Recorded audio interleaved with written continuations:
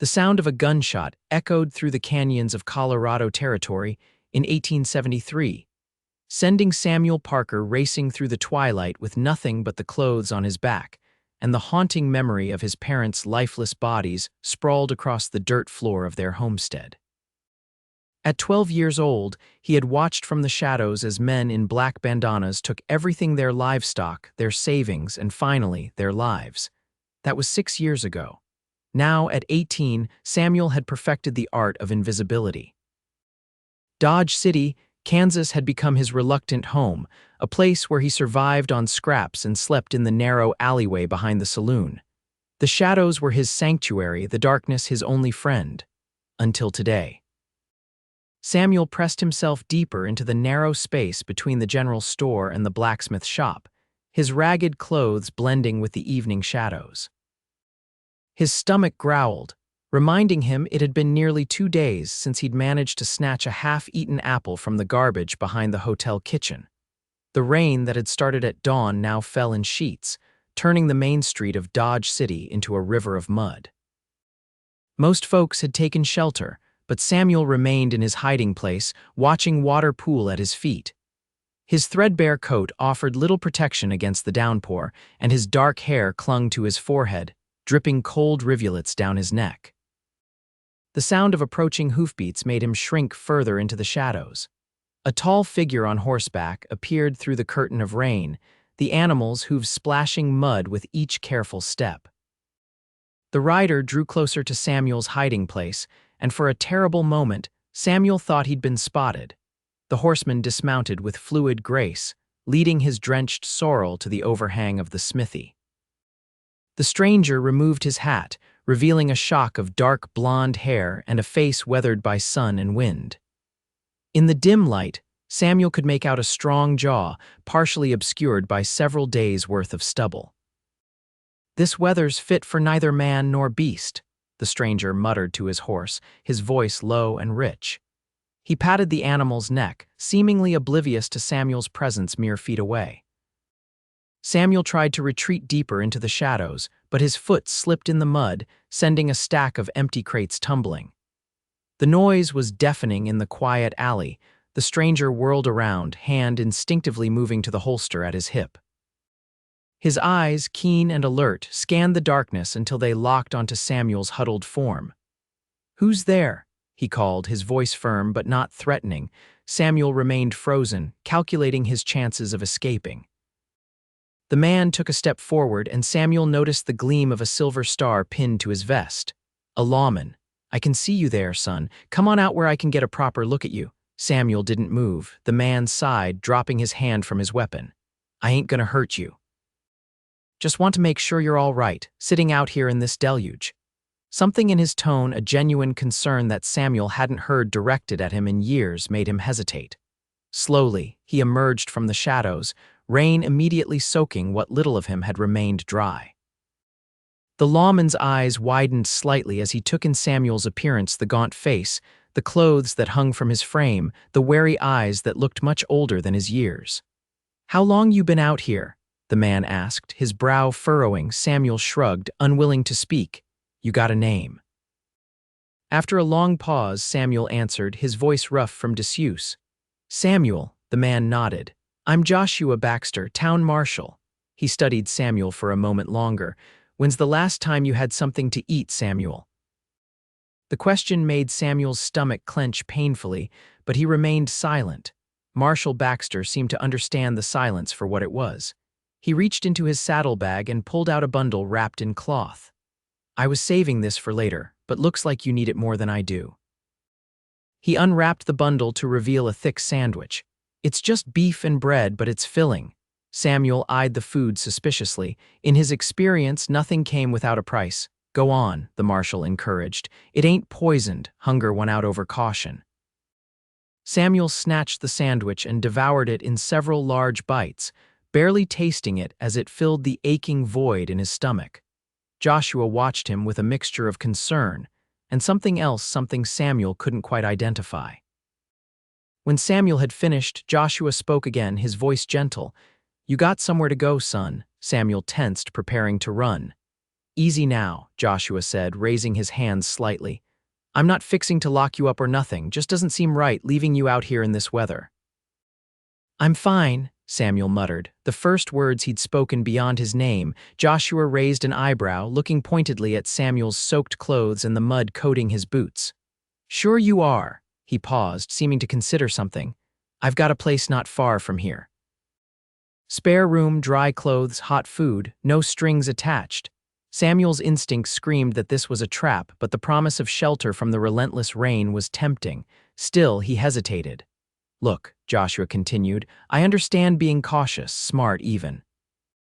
But tonight ain't fit for man nor beast, like I said, and you don't look like you've had a proper meal or a warm bed in quite some time. Why would you help me? Samuel asked, suspicion evident in his voice. Joshua's expression softened. Because 6 years ago I was just like you. Orphaned, alone, surviving however I could. He gestured to the silver star on his vest. Someone gave me a chance when I needed it most. Seems only right I do the same. For the first time, Samuel really looked at the man standing before him. Despite the badge and the gun, there was nothing threatening about Joshua Baxter. His eyes held no malice, only a genuine concern that Samuel had almost forgotten could exist. Just for tonight, Samuel finally said, the words barely audible over the rain. Joshua nodded, a small smile crossing his face. That's fine. One night, dry clothes, hot meal, then tomorrow you can decide what comes next. He turned to his horse, adjusting the saddle. My place is just on the edge of town. You can ride with me or walk alongside if that makes you feel better. After a moment's hesitation, Samuel approached the horse. Joshua mounted first, then extended a hand down to help Samuel up behind him. The horse shifted under the additional weight, but remained steady as Joshua guided it back into the downpour. They rode in silence through the rain-soaked streets of Dodge City. Samuel tensed when they passed the sheriff's office, but Joshua continued on without pause. At the edge of town, they turned onto a narrow dirt path that led to a modest cabin set back from the road. A small barn stood nearby, and Joshua headed there first, dismounting and helping Samuel down before leading the horse inside. He worked quickly to remove the saddle and rub the animal down, all while explaining to Samuel that the gelding's name was Copper, and he'd had him for nearly 5 years. Best horse I've ever owned, Joshua said, feeding Copper an apple from his pocket. Steady under fire and smarter than most men I know. Samuel stood awkwardly by the barn door, unsure what to do with himself. The simple domestic scene of a man caring for his horse was so foreign to him that it almost hurt to watch. Once Copper was settled, Joshua led Samuel to the cabin. It was simple but solid, with a stone fireplace dominating one wall. Joshua immediately set about building a fire, the practiced movements of his hands showing years of experience. Make yourself at home, he said, nodding toward a chair near the hearth. I'll see about getting us some supper. Samuel remained standing, taking in his surroundings. The cabin was neat and well-maintained, with a few personal touches, a bookshelf filled with volumes, a quilt draped over the back of a rocking chair, a photograph in a simple frame on the mantel. You can look if you want, Joshua said, noticing Samuel's gaze on the photograph. Nothing secret about it. Cautiously, Samuel approached the mantel and picked up the frame. The photograph showed a younger Joshua standing beside an older man with a stern face but kind eyes. Both wore badges. That's Sheriff James Miller, Joshua explained as he moved around the kitchen area. He's the one who took me in when I was about your age, gave me a job sweeping up the jail, then taught me to read and write proper, eventually made me his deputy. He paused, a shadow crossing his face. He passed on 3 years ago, pneumonia. I'm sorry, Samuel said automatically, carefully replacing the photograph. Joshua nodded his acknowledgement as he stirred something in a pot over the fire. Life goes on. He'd be pleased to know I made Marshall. He glanced at Samuel. There are dry clothes in that chest by the bed in the back room. Should be something that fits you well enough until your things dry out. Samuel hesitated, but the promise of dry clothes was too tempting to resist. He found the chest and selected the smallest shirt and pants he could find, though they still hung loosely on his frame when he changed. When he returned to the main room, Joshua had set 2 bowls of stew on the table. It ain't fancy, Joshua said, but it's hot and there's plenty of it. Samuel sat down cautiously, his body tense as if ready to flee at any moment. The stew smelled better than anything he could remember, rich with meat and vegetables. He took a spoonful, then another, hunger overriding his caution. Joshua ate more slowly, occasionally glancing at Samuel with an expression that mixed concern with something like recognition. When Samuel had emptied his bowl, Joshua wordlessly filled it again. "You planning to tell me how long you've been living on the streets?" Joshua asked finally. Samuel stiffened. "I get by." "I can see that," Joshua replied, his tone neutral. "Must be hard, though, especially in winter." Samuel shrugged, focusing on his stew. The truth was, winters were brutal. Last December, he'd nearly frozen to death huddled behind the livery stable. "How old are you, Samuel?" Joshua asked after a moment. 18, Samuel answered truthfully, seeing no reason to lie about it. Joshua nodded. "Old enough to make your own way then. You got any skills? Besides staying hidden, which I got to say you're mighty good at." Samuel tensed, unsure if he was being mocked. "I mean it," Joshua continued, seeming to sense Samuel's discomfort. "Not many folks can hide from me in this town. Got a real talent for blending into shadows." "Lots of practice," Samuel muttered. Joshua studied him for a moment. "I reckon so." He took a sip from his cup. "Can you read?" Samuel nodded. "My ma taught me before." He trailed off, unwilling to complete the thought. "Before you lost her," Joshua finished gently. "How long ago was that?" 6 years. "And you've been on your own since then?" Samuel nodded again, his throat suddenly tight. Joshua was quiet for a moment, then spoke softly. "Not alone anymore." The simple statement hung in the air between them. Samuel looked up, meeting Joshua's gaze for the first time. There was no pity there, only understanding, the kind that could only come from someone who had walked a similar path. "I don't need charity," Samuel said, the words lacking conviction. "Good, because I'm not offering any," Joshua replied evenly. "What I am offering is a proposition. I need help around here chopping wood, tending to copper, keeping things in order when I'm busy with martial duties. In exchange, you get food, shelter, and honest wages." Samuel blinked, caught off guard by the unexpected offer.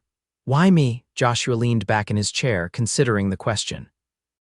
"Let's just say I've got good instincts about people, kept me alive this long." He gestured around the cabin. "Besides, this place is too big for just one person." Samuel remained silent, turning the offer over in his mind. It seemed too good to be true, and in his experience, things that seemed that way usually were. "You don't have to decide right now," Joshua said, rising to clear the table. "Sleep on it. The offer stands either way." That night, Samuel lay in a real bed for the first time in years, staring at the ceiling and listening to the rain drumming on the roof. The bedroom was small but comfortable, with a quilt that smelled of soap and sunlight. Despite his exhaustion, sleep eluded him as he replayed the events of the day in his mind. Joshua Baxter was an enigma, a lawman who had taken in a street rat without question, offered him food and shelter, and now a job. Samuel couldn't make sense of it. In his experience, people didn't help others without expecting something in return. Yet there had been no hint of ulterior motive in Joshua's manner, no suggestion that his kindness came with hidden conditions. Just a simple statement that had lodged itself in Samuel's heart. Not alone anymore. Could it really be that simple? Samuel doubted it. But as the rain continued to fall and the warmth of the bed enveloped him, he found himself hoping for the first time in years that perhaps it could be. Morning arrived with clear skies and golden sunlight streaming through the window. Samuel woke disoriented, momentarily forgetting where he was. The comfort of the bed and the quiet of the room were so foreign that it took him several seconds to remember the events of the previous night. The smell of coffee and something sweet drew him from the bedroom. He found Joshua at the stove, flipping flapjacks in a cast-iron skillet. "Morning," Joshua said without turning around. "Coffee's hot if you want some. Breakfast'll be ready in a minute." Samuel stood awkwardly in the doorway, still wearing Joshua's oversized clothes. "I should go," he said, though the words lacked conviction. Joshua glanced over his shoulder. "Before breakfast, that'd be a shame, makes a poor showing of my hospitality." He flipped another flapjack onto a plate already stacked high with them. Besides, your clothes are probably still damp. Had to hang them by the fire last night. Samuel hesitated, then moved to the table. His own clothes were indeed draped over a chair near the hearth, still slightly damp to the touch. Sit, Joshua said, placing the plate of flapjacks on the table along with a jar of honey. Eat while they're hot. Samuel did as he was told, watching as Joshua poured coffee into 2 mugs. There was a domesticity to the scene that felt surreal, the sunlight warming the room, the aroma of coffee and flapjacks, the quiet movements of a man preparing breakfast as if it were the most natural thing in the world to have a stranger at his table. "I've been thinking," Joshua said as he sat down across from Samuel, "about that job offer." Samuel tensed, waiting for the other shoe to drop for Joshua to reveal what he really wanted. "Town's growing," Joshua continued, seemingly oblivious to Samuel's discomfort. "With that comes more work for the marshal's office. Could use someone to help keep an eye on things." He took a sip of his coffee. "Someone who knows how to stay hidden, observe without being seen." Samuel frowned, confused. "You want me to spy for you?" Joshua chuckled. "Not exactly. More like an extra set of eyes.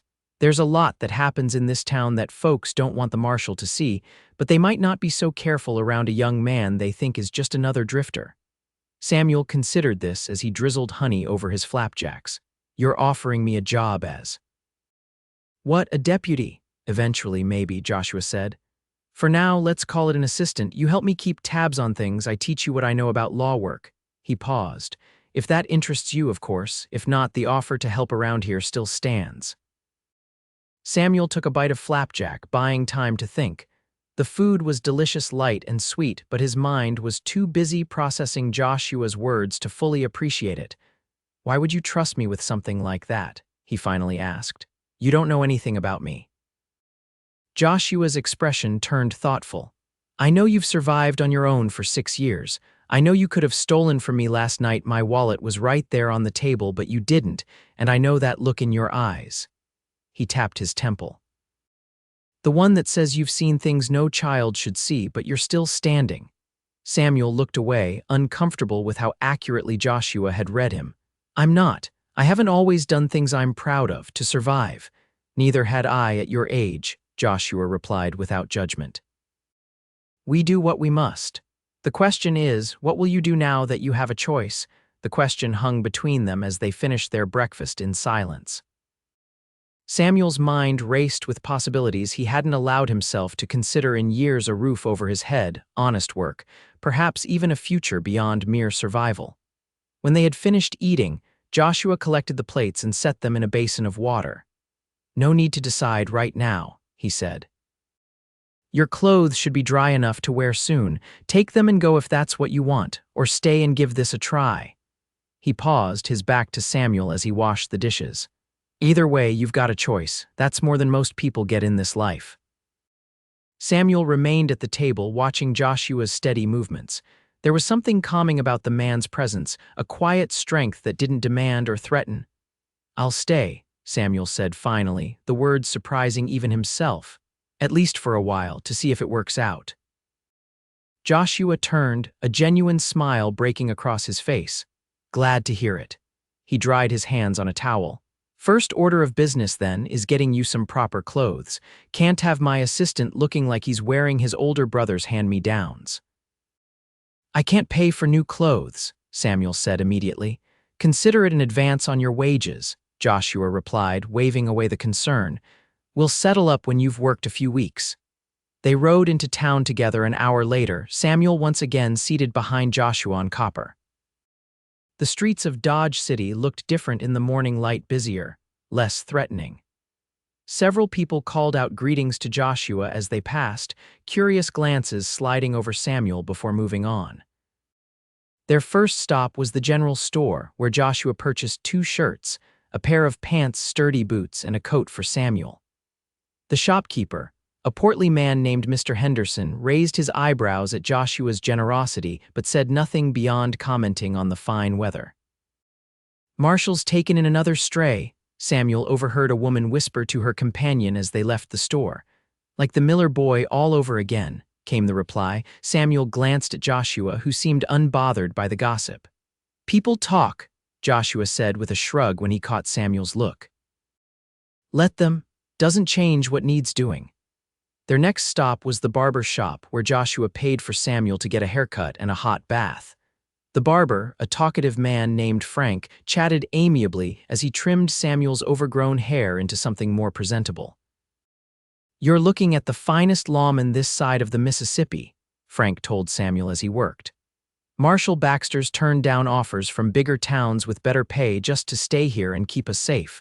Joshua, waiting in a chair by the window, rolled his eyes good-naturedly. Frank exaggerates. I stay because I like the quiet life, Frank laughed. Quiet, with the Carlisle gang causing trouble every other week and that new saloon bringing in all sorts of riffraff. You've got a strange definition of quiet, Marshal. Joshua's expression turned more serious. The Carlisle boy's been around again, Frank nodded. Saw Illy and that mean-looking cousin of his riding through yesterday, headed for the Painted Lady. Looking mighty pleased with themselves, too. Joshua frowned slightly. I'll keep an eye out. After the barber shop, they headed to the marshal's office, a modest building with a jail cell visible through the back window. Inside, a young woman was organizing papers at a desk. She looked up as they entered, her freckled face breaking into a smile. About time you showed up, she said to Joshua. I was beginning to think you'd skip town and leave you to manage this place alone. Never, Joshua replied with a warm familiarity that suggested a long acquaintance. He gestured to Samuel. Brianna, this is Samuel. He's going to be helping us out around here. Samuel, meet Brianna Vance, the only person in this town who can make sense of all this paperwork. Brianna extended a hand to Samuel. Pleasure to meet you. Don't let him work you too hard. He forgets not everyone's as tireless as he is. Samuel shook her hand awkwardly, unused to such casual interactions. Brianna was pretty in a practical way, with auburn hair pulled back in a simple bun and intelligent green eyes that seemed to miss nothing. Samuel's going to be our eyes and ears around town, Joshua explained. Particularly at the Painted Lady. Frank says the Carlisle boys were there yesterday. Brianna's expression turned serious. Again, that's the third time this month. Which is why we need to know what they're planning, Joshua said. He turned to Samuel. The Carlisle gang has been causing trouble in these parts for over a year.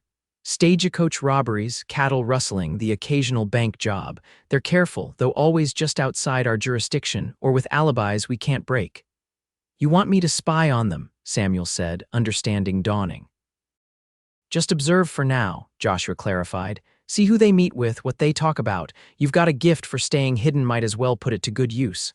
Samuel nodded slowly, a mixture of apprehension and something like purpose stirring within him. I can do that. Not today, Joshua said firmly. Today you rest up, get used to the idea. Tomorrow's soon enough to start. Over the next few weeks, Samuel settled into a routine that still felt surreal in its normalcy. He slept in the spare room at Joshua's cabin, helped with chores around the place, and spent hours at the marshal's office learning about the law from Joshua and the intricacies of paperwork from Brianna. In the evenings, he would often visit the Painted Lady saloon, nursing a single beer for hours while keeping his eyes and ears open.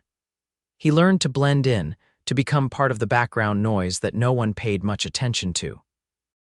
And he learned about the Carlisle gang, Illy Carlisle, and his cousins, Tyler and Wade, along with a rotating cast of hired guns and petty criminals drawn to the promise of easy money.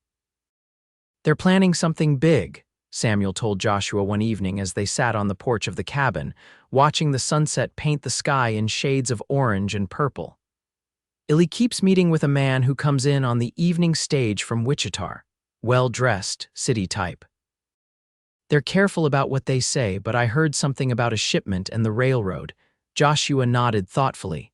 The Army's moving a payroll through next week on the eastbound train, $20,000 for the fort up north. He glanced at Samuel. Good work. This might be just what we need to finally catch them in the act. Samuel felt a flush of pride at the praise. It was still strange to him, this feeling of belonging, of contributing to something bigger than his own survival. Stranger still was the realization that he had come to care about Joshua's opinion, to value the marshal's approval in a way he hadn't allowed himself to care about anyone since losing his parents. "There's something else," Samuel said after a moment. "Brianna's been asking questions about the Carlyles too. At the Mercantile, the post office, people are starting to notice." Joshua frowned. "That's not like her, she knows better than to draw attention," he sighed. "I'll talk to her tomorrow," but the next day brought unexpected developments. Samuel arrived at the marshal's office to find Joshua in a heated discussion with Brianna, their voices low but intense. "It's too dangerous," Joshua was saying. "We don't have enough men."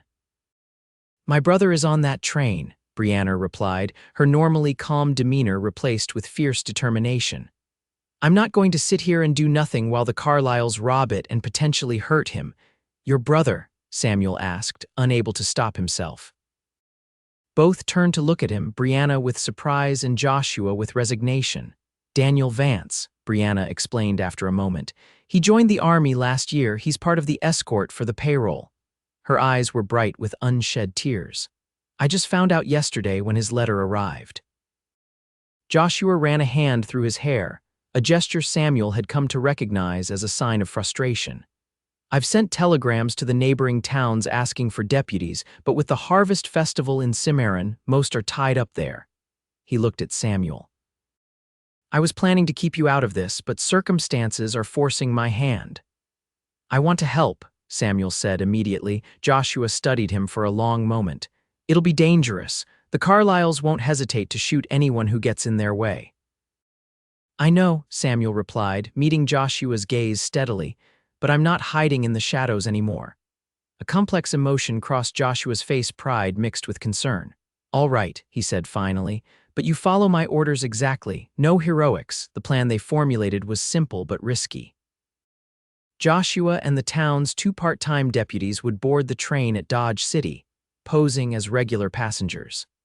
Samuel, who the Carlyles had never connected to the marshal's office, would remain in town to watch for any gang members who stayed behind.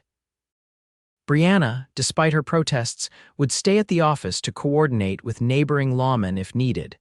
The night before the train was due to arrive, Samuel found himself unable to sleep. He sat on the porch of Joshua's cabin, watching the stars and trying to quiet the anxiety that churned in his stomach. The sound of the door opening behind him made him turn. Joshua emerged, 2 cups of coffee in hand. He offered one to Samuel before settling into the chair beside him. "Couldn't sleep either, huh?" Joshua asked. Samuel shook his head. "Keep thinking about tomorrow." Joshua nodded, understanding in his eyes. First time facing danger head-on is always the hardest. After that, it's still hard, just a different kind of hard. They sat in companionable silence for a while, sipping their coffee and listening to the night sounds: crickets, the distant howl of a coyote, the soft nickering of copper in his stall. "I never thanked you," Samuel said finally. Joshua glanced at him, eyebrow raised. "For what?" "For finding me that night, for saying what you said." Samuel kept his gaze on the stars, finding it easier to speak openly without making eye contact. "About not being alone anymore." Joshua was quiet for a moment. "Didn't say anything that wasn't true." "Still," Samuel persisted. "You could have just ridden past. Most people would have." "I'm not most people," Joshua replied simply. He took another sip of his coffee. "Besides, I recognized something in you. Same thing Sheriff Miller must have seen in me all those years ago." Samuel finally looked at him. "What's that?" Joshua's expression was thoughtful. "Worth, value, the kind that has nothing to do with where you come from or what you own." He set his cup down. "When Miller found me, I was hiding in an abandoned mine shaft, half-starved and ready to fight anyone who came near me. Instead of dragging me out, he sat down at the entrance and started talking. Told me stories about his time as a Texas Ranger, about the outlaws he'd caught and the good folks he'd helped." Joshua smiled at the memory. "He sat there for hours just talking until I finally came out on my own. First thing he said to me was, 'Son, you don't have to be alone anymore,' just like that, like it was the simplest thing in the world." Samuel felt a lump form in his throat. "And now you're doing the same for me." "Passing on what was given to me," Joshua agreed. "That's how it works. Someday, maybe you'll do the same for someone else." The thought was both terrifying and strangely compelling, the idea that someday he might be the one offering shelter and purpose to someone lost in the shadows. "I'm scared," Samuel admitted, the words barely audible. "About tomorrow." "Good," Joshua replied unexpectedly. "Fear keeps you sharp, keeps you alive. The trick is not letting it stop you from doing what needs doing." Samuel nodded, taking comfort in the honest response. They finished their coffee in silence, each lost in thought about what the morning would bring. Dawn broke clear and cold, the sky a pale blue that promised heat later in the day. Samuel rose early, dressing in the clothes Joshua had bought him, clothes that no longer felt borrowed but his own. He checked the revolver Joshua had given him 3 weeks ago, making sure it was clean and loaded. He wasn't yet comfortable with it, despite Joshua's patient instruction, but he understood the necessity. Breakfast was a quiet affair, both men too preoccupied with the day ahead to engage in their usual conversation. As they rode into town, the streets were just coming to life, shopkeepers opening their doors, a milk wagon making its rounds, a group of children racing to school. At the marshal's office, Brianna was already waiting, her face pale but composed. She had pinned her deputy badge to her dress, a gesture of defiance against Joshua's orders to stay behind.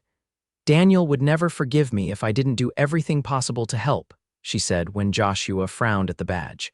"Besides, someone needs to maintain order here while you're gone." Joshua sighed but didn't argue further. He turned to Samuel. "Your job is to watch and report. If you see any of the Carlisle gang in town after we leave, send word immediately. Use the telegraph if you have to."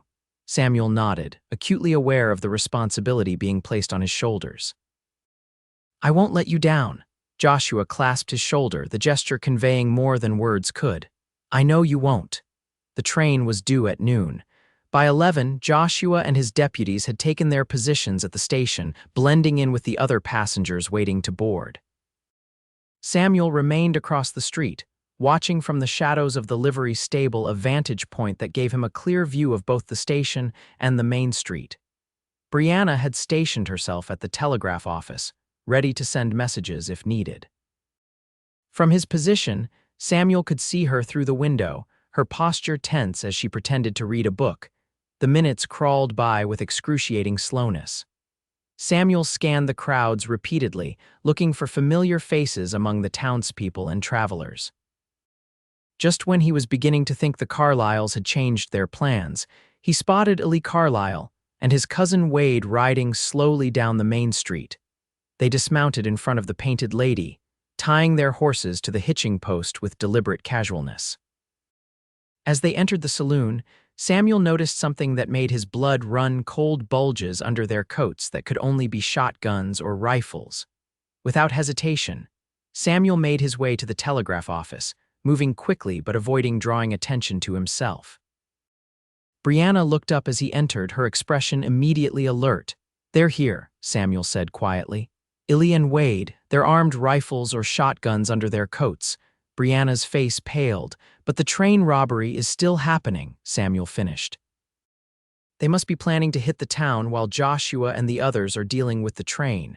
Understanding dawned in Brianna's eyes. "The bank, with most of the men at the station or on the train." "The bank would be vulnerable," Samuel agreed. Brianna immediately turned to the telegraph operator.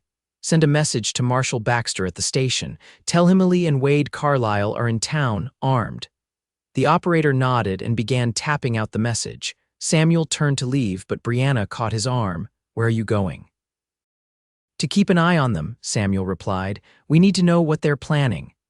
Brianna bit her lip, clearly torn between following Joshua's orders to stay put and the need to act. "Be careful," she finally said. "I'll wait for Joshua's response."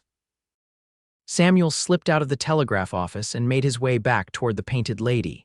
He positioned himself in the narrow alley beside the saloon, beneath an open window where he could hear snippets of conversation from inside. "Should be starting about now," Ellie's voice drifted out. "Tyler and the boys will hit the train outside of town, then meet us here once we've emptied the bank." "What about the marshal?" Wade asked. Ellie laughed. "Baxter's on that train by now, chasing shadows. By the time he realizes he's been played, we'll be long gone." Samuel's heart raced. The plan was even more cunning than they'd suspected. The Carlyles had deliberately leaked information about the train robbery to draw Joshua and his deputies away from town, while the real target had always been the bank. He needed to warn Joshua, but there wasn't time to return to the telegraph office. The train would be departing any minute, and once Joshua was on board, there would be no way to reach him until the next station. Making a split-second decision, Samuel ran toward the station. He arrived just as the train was pulling in, steam billowing from its stack as it slowed to a stop. Passengers began disembarking while others prepared to board. Samuel spotted Joshua standing with the deputies near the rear of the platform, their attention focused on the passenger cars. He pushed his way through the crowd, ignoring the protests of those he jostled. "Joshua!" he called when he was close enough to be heard over the train's noises. Joshua turned, surprise evident on his face. "Samuel, what are you doing here?" "It's a trap," Samuel said urgently, pulling Joshua aside. "The Carlyles are planning to rob the bank while you're on the train. Ellie and Wade are at the Painted Lady right now." Joshua's expression hardened. "Are you certain?" "Heard it myself. They're waiting for the train to leave before they make their move." Joshua didn't hesitate. "Johnson," he called to one of his deputies, "you're still getting on that train. Find Daniel Vance and warn him there might still be trouble. Andrews, you're with me and Samuel." As they hurried toward the bank, Joshua pulled Samuel aside for a moment. "You did good, coming to warn me, but now I need you to go to the telegraph office, stay with Brianna." Samuel shook his head. "I can help, I know where Ellie and Wade are." "Samuel, I'm not hiding anymore," Samuel interrupted, his voice firm. "Not when I can make a difference." Joshua studied him for a long moment, then nodded. "All right, but you stay behind me, understand?" They reached the bank just as Ellie and Wade Carlyle were emerging from the Painted Lady, their movements casual but purposeful. Neither had drawn their hidden weapons yet, but their intentions were clear in the way they scanned the street before starting toward the bank. Joshua stepped into the middle of the street, his badge gleaming in the sunlight. "That's far enough, Carlyle." Ellie froze, his hand instinctively moving toward his coat. Beside him, Wade tensed, ready for action. "Marshal Baxter," Ellie drawled, recovering quickly. "Thought you'd be on that train by now." "Change of plans," Joshua replied evenly. "Just like yours, it seems." Ellie's eyes narrowed. "Don't know what you're talking about. Me and Wade are just heading to the bank to make a deposit, with shotguns under your coats," Joshua asked. "Seems like overkill for a simple deposit." Ellie's smile vanished.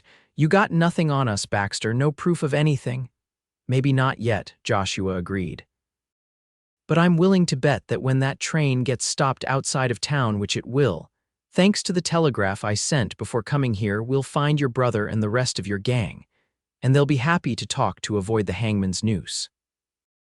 It was a bluff.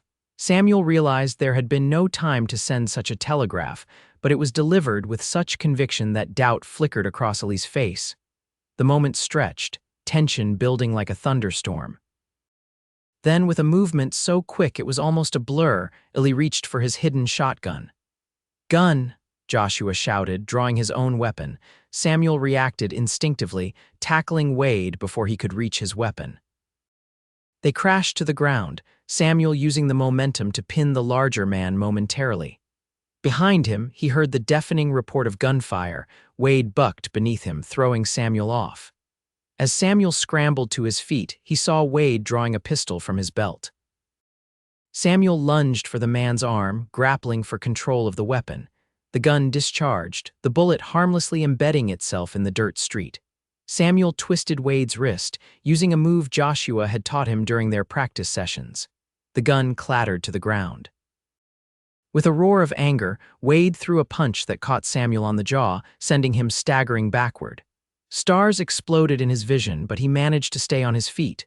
Wade charged like a bull, but Samuel sidestepped, using the man's momentum against him. Wade stumbled off balance, and Samuel delivered a solid punch to his kidney. Wade grunted in pain but remained standing. He turned, reaching for a knife in his boot.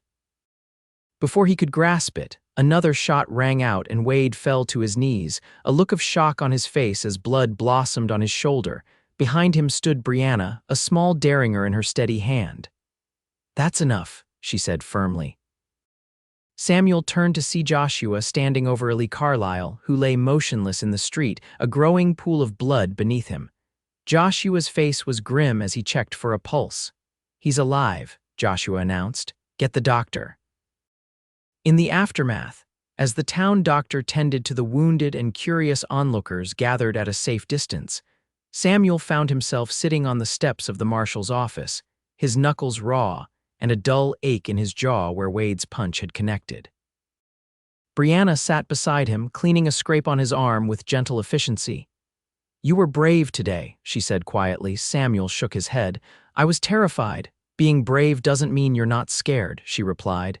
"It means you act despite the fear." Joshua emerged from the office, where he had been securing Wade Carlisle in a cell. He looked tired but satisfied as he joined them on the steps. "Just got word from Johnson," he said. "They stopped the train and caught Tyler and 2 others trying to board at the water stop outside town.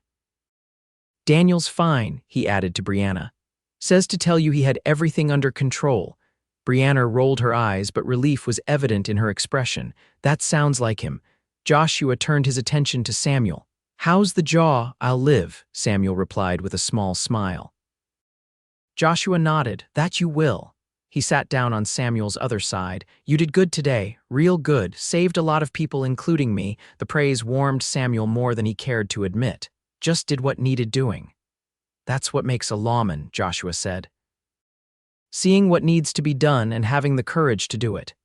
"Is that an offer?" Samuel asked, only half joking. Joshua's expression turned serious. "It could be if you want it." Samuel looked out at the town, at the people going about their business, at the buildings bathed in afternoon sunlight. For the first time in 6 years, he felt like he belonged somewhere, like he had a purpose beyond mere survival. "I think I do," he said finally. Joshua smiled, clasping Samuel's shoulder. "Then welcome to the job, Deputy Parker." Brianna laughed softly. "God help us all, another stubborn lawman in town." As the 3 of them sat together on the steps of the marshal's office, Samuel thought about the journey that had brought him here, from a frightened orphan hiding in the shadows to a deputy with a badge and a future. It had begun with a simple act of kindness on a rainy night and 5 words that had changed everything. Not alone anymore. And for the first time in his life, Samuel truly believed it.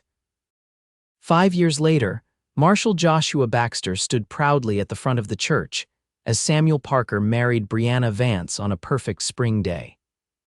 The town had turned out in force to celebrate the union of their young deputy, and the marshal's capable assistant, a romance that had blossomed slowly but steadily in the years following the Carlisle gang's capture.